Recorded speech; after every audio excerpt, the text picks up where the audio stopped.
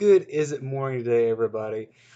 This is Matt Atlas. I wanted to do a video talking about like a new Guilds of Ravnica things and how much I'm looking forward to a new izzet, which is, in my opinion, the best one yet. And that's saying a lot. I've been like an izzet boy like forever now. As you can see behind me, I've collected like all the izzet merch, all Ralzeric fat heads and izzet mouse pads. Yeah. Anyway, this is actually Guilds Ravnica kind of video. It's actually more about like just random EDH cards that I think are just underplayed, and in a lot of situations, just depending on your meta, like they're better. Um, so I might do a series saying that like I don't know, like here's 10 cards that you might want to try check out, and all these cards are of course they're all foil. These are cards I personally have played with and tested, and these are yeah, there's a lot of them. So I could do like a series like this like for a while, and it's just like it changes up your games and stuff. It isn't like it doesn't make it so stagnant. But as you can see, they're not in an actual EDH deck at the moment, so they're not necessarily like staples, but they're definitely good enough to try out. So I'm just gonna grab 10 random ones. This is totally unscripted. Just grab a few. How's everybody doing today, by the way? Everybody doing good? Here we go. Here's a good one. Let's talk about washout. Now this is a sorcery, costs 4, 3, and 1 blue. Return all permanents of the color of your choice to the owner's hands. It's essentially a feel white, but it gets rid of enchantments, artifacts that have colors, planeswalkers of a certain color, and of course creatures. It also can be used defensively. If you get creatures that have like a lot of ETBs, stuff like that, and of course it's better and like in a deck that has like less than 3 colors. I've used it in Grixis before, and it wasn't as good as I like it to be. But it just depends on how your deck works. Like even though your deck could be like Grixis, like I said, 3 colors, it could be like mainly blue or mainly black. It just depends. Like it's something I think I'll try out. It's pretty cheap. I think it's like three to $4 English. And the only foil I ever printed was from the Invasion set. Has really cool Teferi quotes there. This card also needs to be reprinted. I don't think it would break standard. I don't know. If they ever come out with the Commander's Masters, that'd be a great little common they could use. Next card, we're gonna talk about Signal Tracer. Like, oh, that's totally a wizard card. Only using wizard deck. No. I don't think you really need it in a wizard deck. I mean, like, you have it in just a spells deck and have like Docent of Perfection and like things that make wizards. I should take it back. You need a wizard deck. But there's so many like just about every color has wizards in it except for like maybe white. Oh well. But anyways, a creature costs 3 for a 2/2. Merfolk Wizard. Tap 1 in a blue and tap 2 untapped wizards you control, which means you can do this when it comes out. It's not necessarily a tab ability, it's just an activated ability. Tap 2 untapped wizards you control, copy target instant sorcery spell. You may choose your targets for the copy. And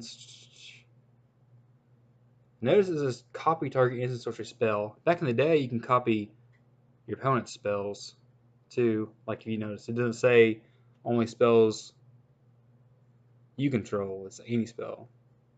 If somebody tries to play like a blue sun for a whole bunch, like, hey, guess what? I'm going to draw some cards as well. Or fireball. That'd be really cool. You can choose new targets and everything. Okay, next card.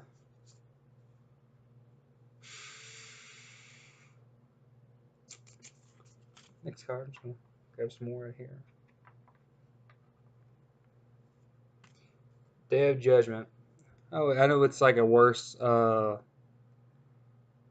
Wrath of God, but it's way more affordable. I used to pull these like full ones. Full ones like nobody's biz. Like it was so easy to get these. And I back in the standard days, I used to have a playset of them because that's how needed they were back in the days of Call Blade. Oh, I should probably say what it does. It's a 4-drop sorcery, 2 and 2 white, destroy all creatures. That's it. Enough said. Do do do do do. How's everybody liking the spoilers for Guilds of Ravnica so far? I'm liking it. I wish the League Guild Mage was a lot better. The whole tap ability is like just terrible. Just terrible.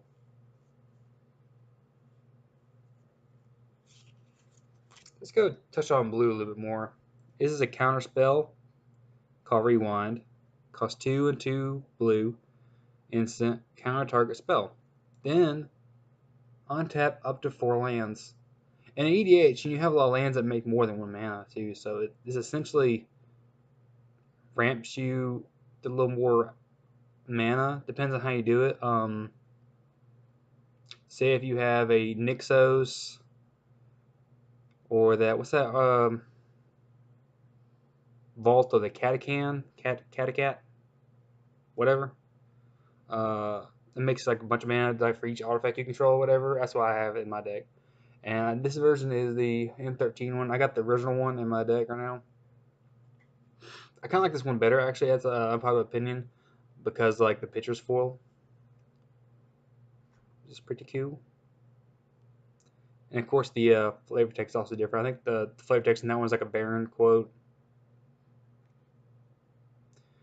And a lot of decks also, when you untap the 4 lands, like on their turn, you counter their spell, you can use it for your activated abilities. They have like Joyra, the spin version, or any other blue commander that has like mana in their activated ability, or like more counter spells. Who knows? Anyway, it's an underappreciated card. I think it should be played more. Do do do do do do do do. Do do do do do do do do do do do do do do.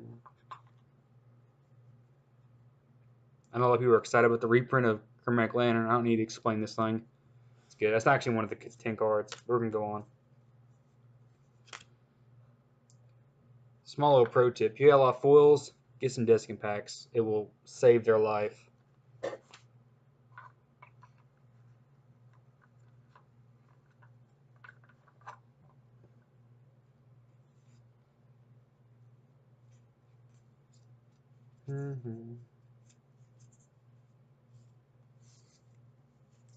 Okay, this guy came in actually pre-con when back on the partners came out.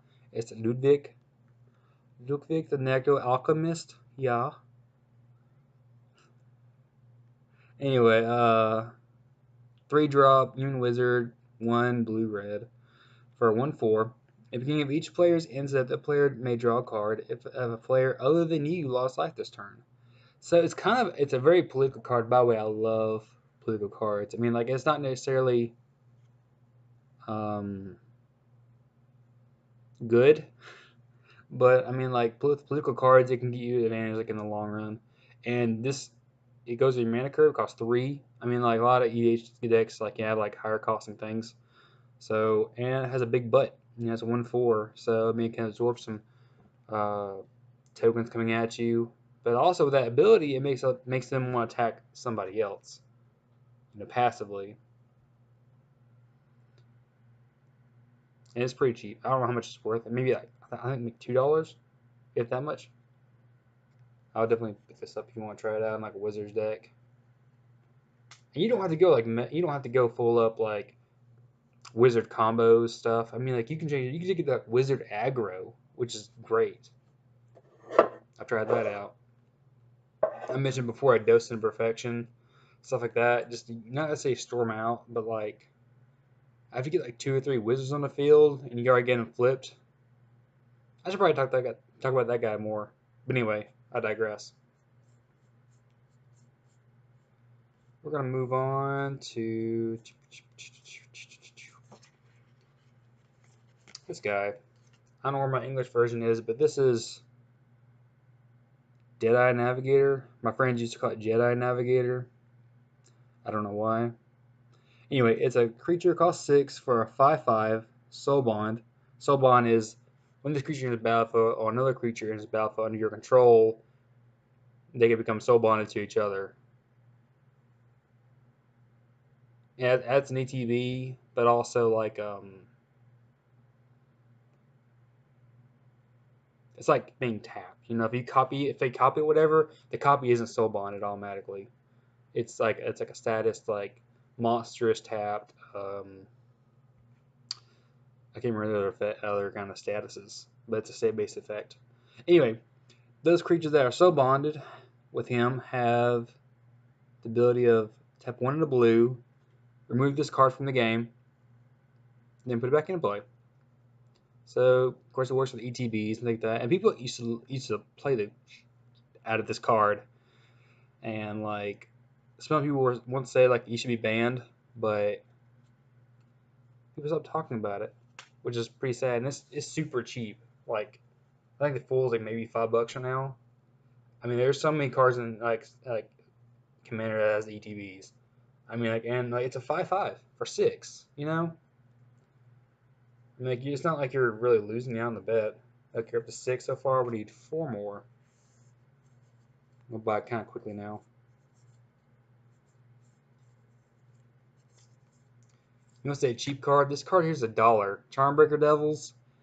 Yes, it's kind of expensive, but I mean like cost 6 for a 4/4, 5 red. Beginning of your upkeep, return our instant sorcery card at random from your graveyard to your hand. Whenever you cast an instant sorcery spell, Charmbreaker Devils gets 4/0 within a turn. I mean, this goes infinite with like 1 extra turn card. Like I used to run in my Mizzix deck back when I had that all together, and yes, it will always be in there. It's just that good, and it's only $1, and it's a rare. And if you don't ever, if you're like, man, that card's terrible. Like I'm like pro like 10 level, 10th level kind of power. I mean, like I think this is like a solid 7 out of 10 for power if you can you know on your deck. But you know if you only got so many slots for power in your deck, I mean, might as well try it out. That's what this video is about. Not necessarily the most competitive cards, but cards that would change up your deck to make it. It's like changing scents of candles in your house, make things a little more fresh and make it smell a little different. Up to 7 so far.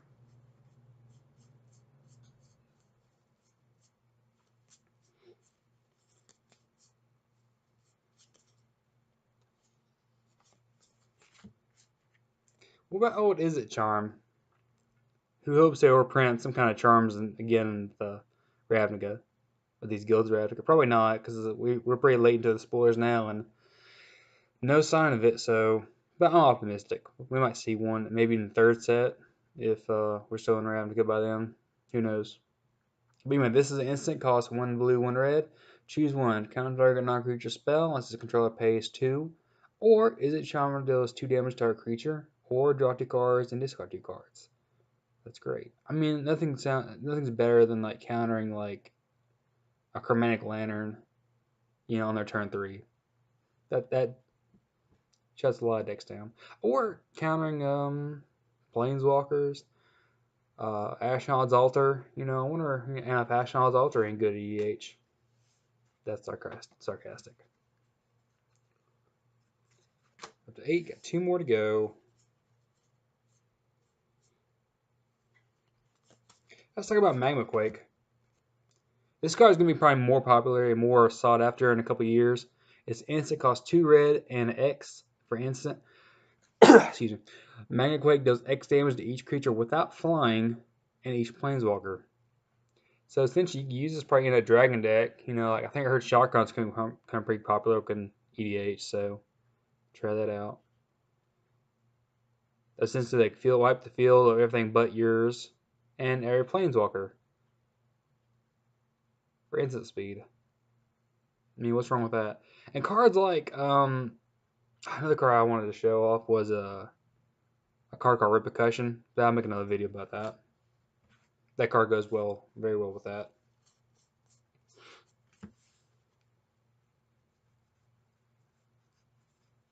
And last card, let's talk about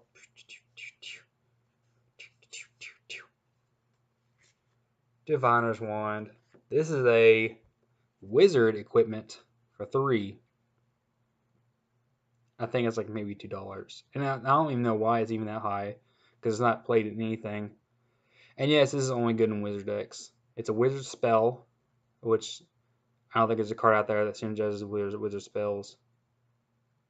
But it does work with Dose into Perfection, because it counts for the wizard count. Whenever a creature so object costs 3, travel artifact, wizard equipment. Equipped creature has, whenever you draw a card, this creature gets 1/1 and gains flying until end turn, and has tap 4 to draw a card. Whenever a wizard creature comes into play, you may attach Diviner's Wand to it, and equip costs 3. So, I mean, so no matter what, if it's already equipped to it before your turn, I mean, it's going to get 1/1 and flying. So, and I heard you can go infinite with some things with it. I'm